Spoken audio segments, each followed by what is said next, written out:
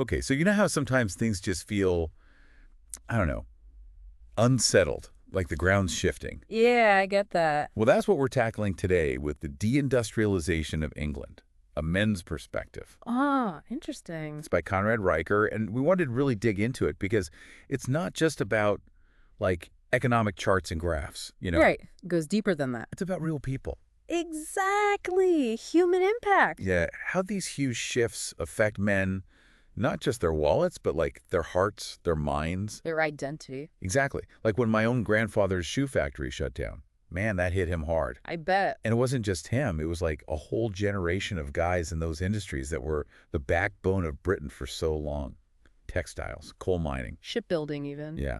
And Riker argues that this wasn't just a job loss. It was like a loss of, Purpose. yes, and pride in a way. Absolutely. A sense of identity. Think about it. These were jobs that demanded strength, grit, camaraderie. Right, like you were part of something bigger. Exactly. It wasn't just a paycheck. It was, well, in that time, it was a big part of being a man. Okay, so we've got this massive economic shift going on. Men are feeling like their place in the world is changing. And then Riker adds another layer to this. And this is where it gets really interesting. He brings in the rise of feminism. Right. And he's not saying it's a bad thing, No, not at all. but he's saying it had consequences that maybe weren't fully considered. Unintended consequences, maybe. Yes, like he argues that while feminism rightfully fought for equality, it unintentionally sort of bumped up against the existing order. Yeah. So picture this. Male-dominated industries are shrinking, but then fields like IT, healthcare, they're booming. Yeah. And those fields tend to, at the time anyway, attract more women. Exactly. So you've got these two things happening at once. The perfect storm, almost. Right. Men are feeling squeezed out of their old roles and this new world. Even the definition of a good worker, it's changing. Soft skills, communication. Right. Which traditionally were seen as, more feminine traits. Whether you agree with that or not, it's a perspective a lot of men felt at the time. Sure. Yeah. It's like the rules of the game changed, but not everyone got the new rule book.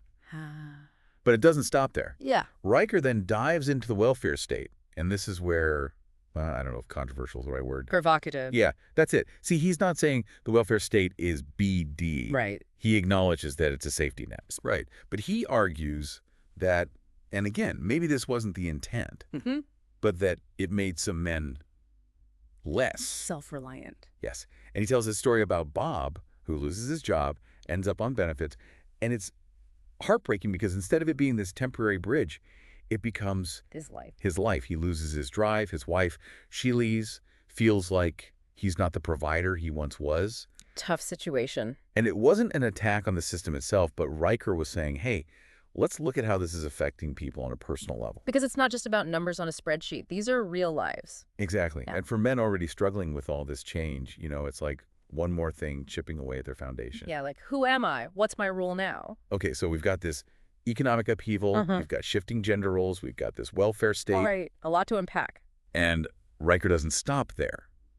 He then tackles another, well, let's just say it, controversial issue, immigration. Okay. And look, we would be super clear here. We're just presenting Riker's argument as he lays it out in the book. Yeah.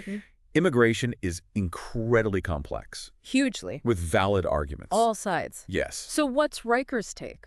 Well, he argues that unchecked immigration, again, he acknowledges the benefits, the diversity. Sure. But he says it also put a strain on, public services, and it impacted wages. Okay, for who specifically? Those men, right, the ones already struggling, particularly in blue-collar jobs. Makes sense. He uses construction as an example, Okay. saying that influx of immigrant labor willing to work for less, obviously it drove down wages for everyone. And his concern, as he puts it, is that this isn't just about jobs. It's about England's national identity, changing in ways that, I don't know, maybe people weren't ready for. Right. A sense of, I don't know if losing their country is too strong, but A loss of something familiar. there you go. And like we said, whether you agree with that or not, that's his viewpoint. As he expresses it. Exactly. Yeah. Our goal here is to bring these ideas to the table. Not to tell anyone what to think. Right. But hold on to your hats, folks, because Riker's next stop takes us right to the heart of family. Fatherhood. Oh, this is a big one. It's interesting, though, right? Because this feeling of displacement, of not knowing, it's like the ground's been pulled out from under you. Oh, totally. Like those old maps, here be dragons, except it's like, here be uncertainty. Right. And Riker actually draws this really interesting connection to, well, you've heard of Joe Rogan, Of right? course. Who hasn't? Okay, so Riker, he calls this whole thing the YouTube revolution. And it's this idea that guys like Rogan, they're tapping into that feeling. Of being lost. Yeah, like the old ways of being a man, they don't fit anymore. And guys are looking for, I don't know, a new map, maybe? A new definition. Yes, exactly. And is that what Riker's saying? Yeah. That these online spaces are like men's groups, but digital. In a way, yeah. Like, think about Rogan. He's got these long conversations, doesn't shy away from tough topics. Controversial even. Sure, but he's not preaching, really. He's just, Talking. yeah. And people respond to that. It's authentic, whether you agree with him or not. Totally. And that's part of the appeal, Riker argues. It's like these YouTubers, they're saying the things a lot of men are thinking, but maybe don't feel like they can say out loud. Okay, so you got Joe Rogan. Anyone else come to mind when you think about this? Oh, tons. Jordan Peterson's another one Riker talks about. Totally different style. For sure. But that emphasis on personal responsibility, finding meaning, even if life's tough, that resonates especially with men who feel like, I don't know, like they've been told to apologize for being men. Interesting. So it's like these guys, Rogan, Peterson, they're not just entertainers. They're kind of like, I don't know, gurus. Huh? I wouldn't go that far.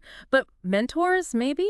Like the older brother who's figured some stuff out and is willing to share his wisdom. Whether that wisdom's accurate or not, that's a different story. Right. But it's filling a void. Exactly. Okay, so we've talked about the big names. Yeah. What about, like, I don't know, the rest of the internet? Oh, this is where it gets really interesting. Riker dives into this whole, it's called the manosphere. Basically, it's this loose collection of, Like what, forums, yeah, websites? all of it. And it's dedicated to, well, men's issues, basically. Okay, and what are those specifically? Like, what are they talking about in this manosphere? Everything. I mean, some of it's pretty straightforward. Self-improvement, fitness, that kind of stuff. Makes sense. But then you've got, like, relationship advice, how to be a better husband, a better father. Okay. And then, well, this is where it gets a little more. Let's just say some corners of it are pretty controversial. How so? Well, there's a lot of talk about, like, men's rights, particularly when it comes to divorce, custody battles, that kind of thing. Okay, so they're feeling like the system is rigged against them. That's the argument, yeah. And again, whether you agree with that or not, Sure. Riker presents it as a symptom of this larger feeling that men are being, I don't know, pushed aside. Like their voices aren't being heard. Yeah, and that's what's so alluring about these online spaces, right? Because suddenly you've got this platform. To be heard. Exactly, to connect with other guys who get it, who are going through the same thing. I can see the appeal, but there's got to be a downside, right? Oh, absolutely. And Riker's very upfront about this. For one thing, it's easy to get sucked into an echo chamber. Meaning? Meaning you're only hearing from people who already agree with you. Which, don't get me wrong, can be nice. Haha. Sometimes. But if you're only getting one side of the story. Exactly. It can warp your perspective. Right. And it can lead to some pretty extreme views in some cases. And Riker doesn't shy away from that. He talks about some of the darker corners of the manosphere where, well, let's just say not all of it is sunshine and roses. So what's the takeaway then? Is the manosphere good, bad? It's complicated. Huh? The answer to everything these days. Right. But I think Riker's point is that it's a symptom of something bigger. Like, this isn't just about guys complaining about their ex-wives. It's about men trying to figure out Who they are in this new world. exact. So where does that leave us? Well, that's the million-dollar question, right? It's easy to feel overwhelmed by all this. Like, what are we supposed to do with all this information? I get that. And I think that's where Riker's book is actually really helpful, because he's not just, I don't know, pointing fingers, placing blame. Right. He's not just complaining about the problem. He's trying to offer some solutions. Exactly. And for me, it all comes back to this idea of taking responsibility. Okay.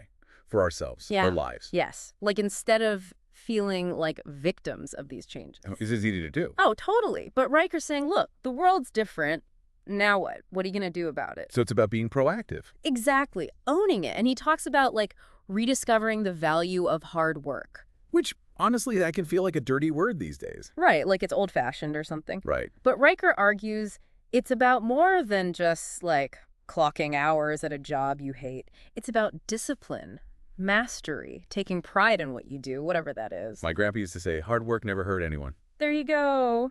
And I think that ties into that need for purpose that Riker talks about. Totally. It's not just about working hard. It's about feeling like your work matters. Exactly. And that purpose, it can come from anywhere. Being a good dad, volunteering, even just like learning a new skill. It's about finding what lights you up. And going for it. Yes. Yeah. And I love that Riker doesn't shy away from like the importance of men's groups. So important. Right. Like we need those spaces to, I don't know, figure things out together. It's like we always hear, it takes a village to raise a child.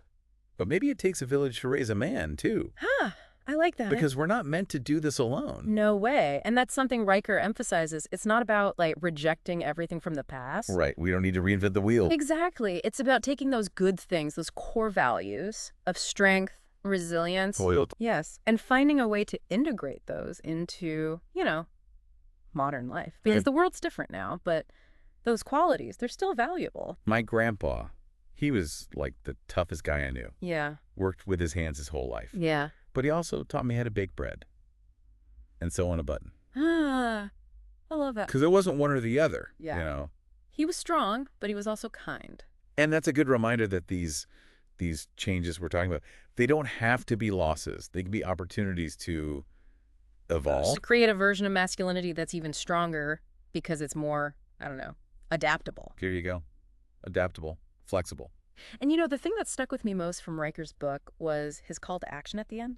What was that? He's basically saying, look, if you don't like the way things are, then do something about it. But not in like an angry way. It's more like think critically. Examine your own beliefs. Figure out what masculinity means to you. It's not about fitting into some box. It's about, well, building your own damn box if you have to. Taking ownership. I love that because it puts the power back in your hands. Exactly. And that's what I find so hopeful. It's not just a book about what's wrong with the world. It's a challenge to men. To step up. Yes. Yes. Individually and together to, I don't know, write the next chapter. Figure out what it means to be a man in the 21st century. It's a work in progress. Always. So as we wrap up this deep dive, what are you thinking? What's resonating with you? For me, it's that sense of possibility, hope even. Okay. I look at that. Like, yeah, things are changing, maybe not always in ways we like, but that doesn't mean it's all doom and gloom. We have a choice in how we respond. And maybe, just maybe, we can come out of this stronger. There you go. So, to our listeners out there, if you're feeling any of this unease, this questioning, you're not alone. Pick up a copy of The Deindustrialization of England, A Men's Perspective. It'll spark some thoughts. Maybe some great conversations. And hey, if you're looking for that sense of connection that, I don't know, that Brotherhood Riker talks about. Check out some men's groups, online or in your area. Seriously, you'd be surprised how many guys are wrestling with these same questions. We're all in this together, right? That's right. And remember, this journey of being a man, it's not about perfection. It's about progress. Well said. One step at a time. Well, on that note, that's a wrap for this deep dive. Until next time, everybody. Keep asking those tough questions. Keep those conversations going. And keep diving deep.